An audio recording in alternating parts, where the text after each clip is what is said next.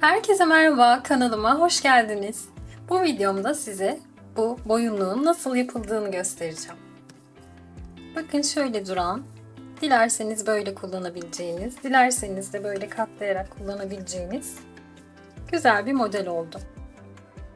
Orta kalınlıkta bir ip kullandım ve şöyle misinalı bir şiş kullandım. 6 numaralı ve 60 santimlik şiş kullandım. Bu kısmı örerken, şuraya kadar örerken misinalı şiş aslında çok işimize yaramıyor ama boyun kısmını örerken misinalı şiş bize gerekiyor. Çünkü bakın dikişsiz bir şekilde ördüm. Gayet kullanışlı bir model oldu. Hemen size ölçü bilgilerini de vereyim. Şuraya kadar yaklaşık 20 santim. Genişliği de buradan bakınca yine böyle yaklaşık 20 santim oldu. Dilerseniz modelimizi kurmaya hadi başlayalım. Başlamadan önce kanalıma abone olmayı ve bildirimleri açmayı unutmayın. Modelim için 6 numaralı 60 santimlik misinalı bir şiş kullanıyorum. Bir de böyle orta kalınlıkta bir tane ipim var. Şimdi başlayalım. Modelimize 3 tane ilmek atarak başlıyoruz. 2 ve 3. Şimdi artık ilk sıramızı öreceğiz. Şöyle ilk ilmeğimizi örmeden alıyoruz. Daha sonra bir düz bir ters örüyoruz kalan iki ilmeğimizi. Bir düz ve bir ters.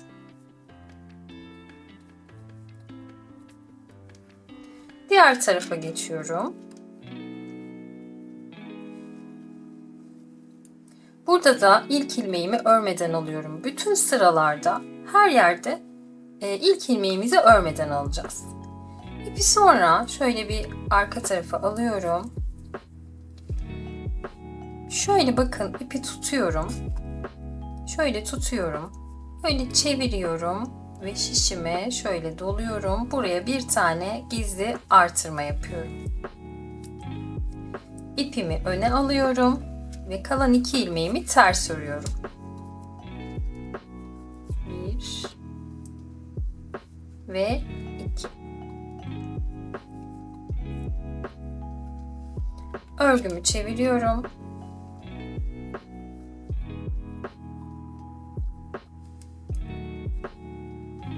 Tekrar ilk ilmeğimi örmeden alıyorum.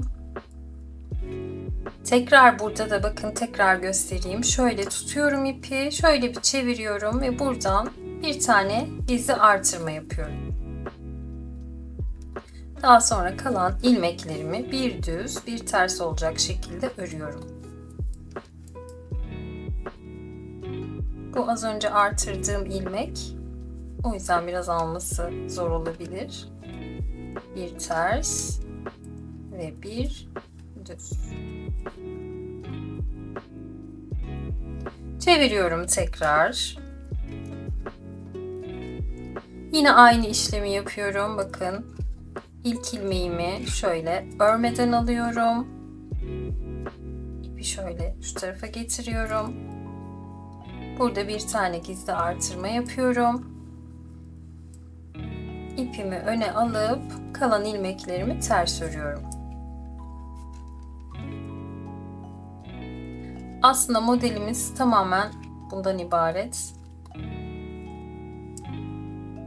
Şurayı da bu az önce yine artırma yaptığım ilmek. Şişin ucuna yaklaştırırsanız biraz daha kolay örersiniz onu. Ters.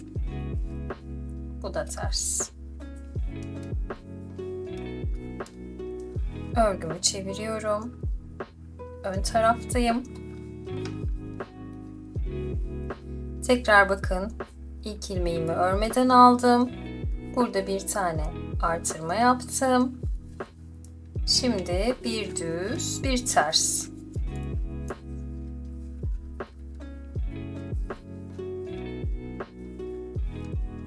Bir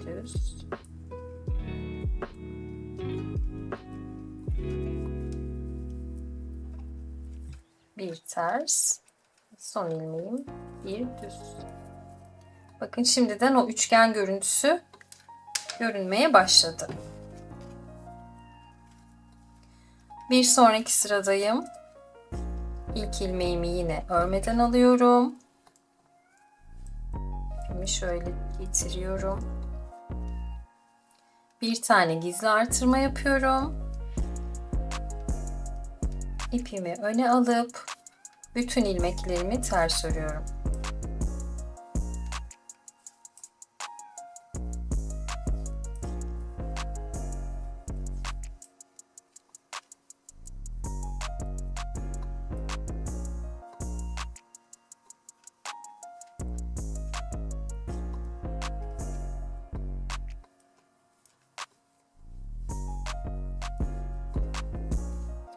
Gördüğünüz gibi bütün sıralarda ilk ilmeği örmeden alıyoruz.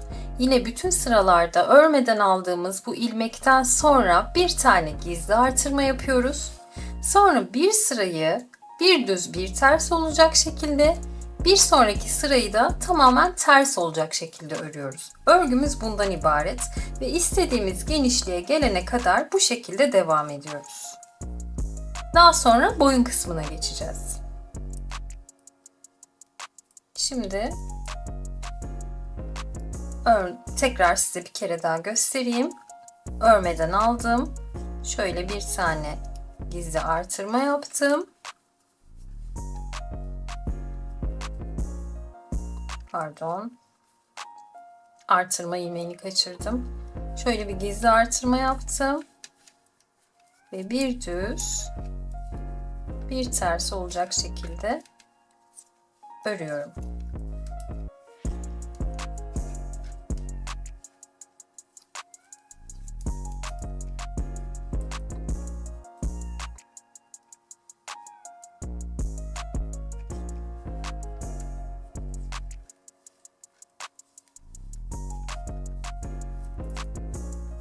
Bakın üçgenimiz oluşuyor. Şu yanlarda farklı şekiller oluşmaması için bakın elime dikkat edin. Onu da size göstermiş olayım. Arkadayken yani kalan ilmekleri ters ördüğüm taraftayken ip benden taraftayken ilk ilmeği şu şekilde alıyorum. İp ön taraftayken bu şekilde alıyorum. Sonra ipi bu tarafa getirerek şöyle bir artırma yapıyorum. Sonra tekrar öne alıp ters ilmeklerimi örüyorum. Eğer dikkat etmediyseniz şimdi bir de ön tarafta nasıl aldığımı da göstereceğim. Böylelikle iki tarafın kenarları aynı görünecek. Bir ters. Şunu da şöyle yaklaştıralım.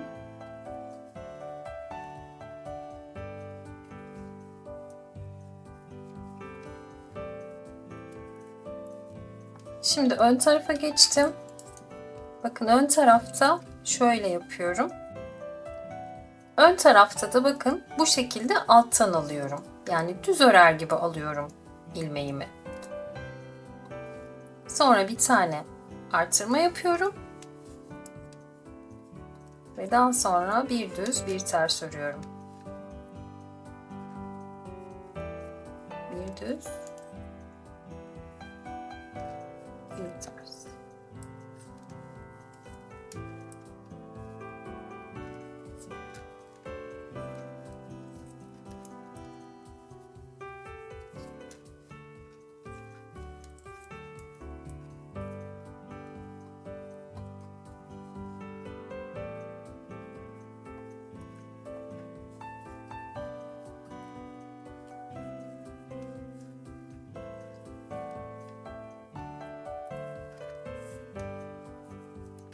Bakın böyle yapınca bu tarafta böyle halka halka görünüyor. Bu tarafta yine aynı şekilde görünüyor. Ve üçgenimiz de böyle oluşuyor. Dediğim gibi bütün sıralarda ilk ilmekleri boş alalım. Peşinden bir tane gizli artırma yapalım. ön yüzde bir düz bir ters örelim kalan ilmekleri, arka yüzde de kalan ilmekleri ters olarak örelim. Bayağı bir örelim, böyle istediğimiz genişliğe ulaşana kadar örelim, sonra tekrar burada buluşalım. Birkaç sıra boyunca ördüm. Bakın böyle bir görüntüm oluştu. Ön taraftayım. Şuralardan tutarak boynumu ölçtüm ve bana uygun geldi. Siz de aynı bu şekilde ördükten sonra örerek boynunuzu ölçe ölçe şöyle şu tarafı şu şekilde yuvarlayarak boynunuzun ölçüsüne göre örgünüzü tamamlayabilirsiniz. Hemen bir ölçeyim.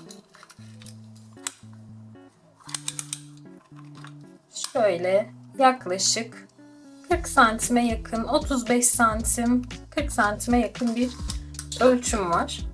Dediğim gibi siz de kendi boyununuza göre örgünüzü tamamlayabilirsiniz. Şimdi artık buradan sonra birleştirme yapacağız. Örgümün bu tarafını, ters sırasını ördüm. Şimdi ön taraftayım. Burada normalde ne yapıyorduk? Bir tanesini boşalıyorduk. Bir artırıyorduk. Sonra bir düz bir ters örüyorduk. Şimdi o taraftayım. Bakın şu şekilde alıyorum. Bunu bu tarafa yaklaştırıyorum buradaki örgülerimi de. Çünkü artık birleştirme yapacağız. Birleştirme yapmadan önce hemen şuraya bir tane ben ayracımı takayım. Daha sonra bana lazım olacak. İlk ilmeğimi düz olarak örüyorum. Daha sonra ters örüyorum. Düz, ters. Burada artık lastik örgüye başlıyoruz. Bütün ilmeklerimizi sıra sonuna kadar bir düz bir ters olarak öreceğiz.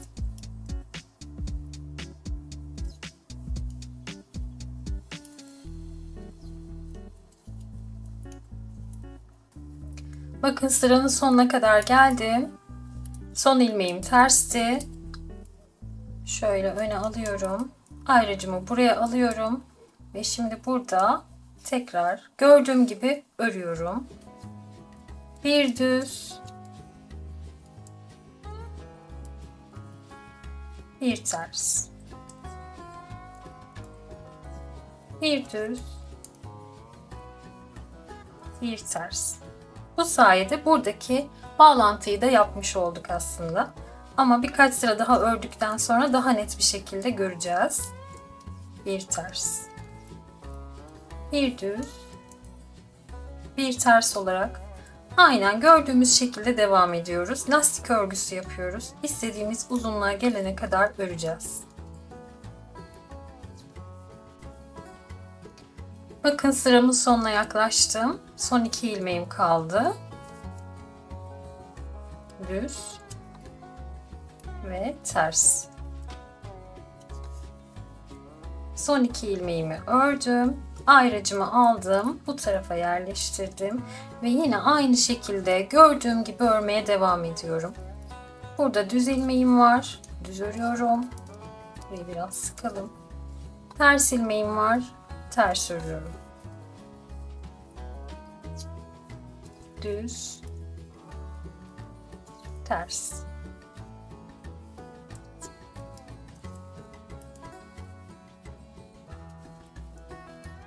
Bakın biz bu aradaki bağlantıyı yaptık. Şimdi buradan sonra boynumuza kadar ve daha sonra da onu katlayabileceğimiz kadar uzunlukta örelim. Sonra tekrar burada buluşalım. Evet bakın ben lastik örgümü tamamladım. Bu ölçü benim için yeterli. Katlandığında da şu şekilde duracak. Şöyle göstereyim. Burası ön tarafı. Benim için yeterli. Hemen ölçeyim. Ne kadar yapmışım. Şöyle yaklaşık 10 santim kadar örmüşüm. Siz de dilediğiniz ölçüye de örebilirsiniz bu lastik örgüyü. Şimdi artık buradan sonra kapatma yapacağız. Onu da şöyle yapıyorum. İpimi öne aldım. Şöyle 2 tane ilmeği ters olarak örüyorum. Tekrar bu ilmeği buraya geri alıyorum. Yine bakın şu şekilde ikisini birden örüyorum. Yine bu ilmeği buraya geri alıyorum. Şu şekilde ikisini birden örüyorum.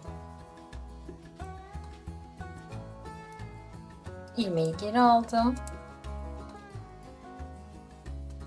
İkisini birden ördüm.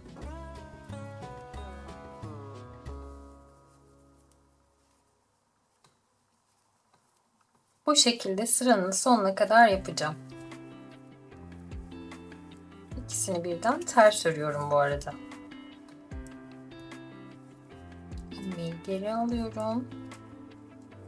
Bu şekilde ikisini birden ters örüyorum.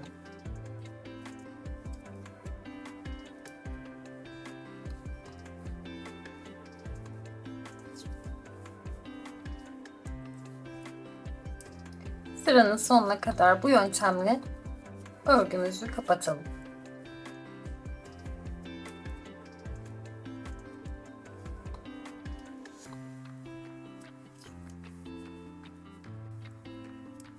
İlmeklerimi kesiyorum. Bakın sonuncudayım. Bunu da şu şekilde yine alıyorum. Ters olarak örüyorum. Çıkartıyorum. Ve burada bir tane ilmeğim kaldı. Şöyle ipimi bir miktar kesiyorum. Şişimi çıkartıyorum. Ve bu ipi şöyle aradan geçirip şu şekilde bir sıkıyorum. Şuraları düzelteceğim. Bakın boyunluğumuzu oluşturduk. Şu uçtaki ipi de yine böyle tığ yardımıyla içeri alabilirsiniz. Bunu birkaç kere kaydırdıktan sonra kesebiliriz. Ben biraz uzun bırakmışım en başta ilmek atarken. Şöyle birkaç kere kaydırdıktan sonra böyle kökünden keselim. Bakın burayı da bu şekilde kıvırarak kullanabilirsiniz. Ya da isterseniz kıvırmadan da kullanabilirsiniz. Şu uçları çok güzel oldu. Oldukça hoş. Benim boyunlukla ilgili anlatacaklarım bu kadar. Umarım faydalı olabilmişimdir. Videomu beğenmeyi ve kanalıma abone olmayı lütfen unutmayın. Bir sonraki videomda görüşmek üzere. Şimdilik hoşça kalın.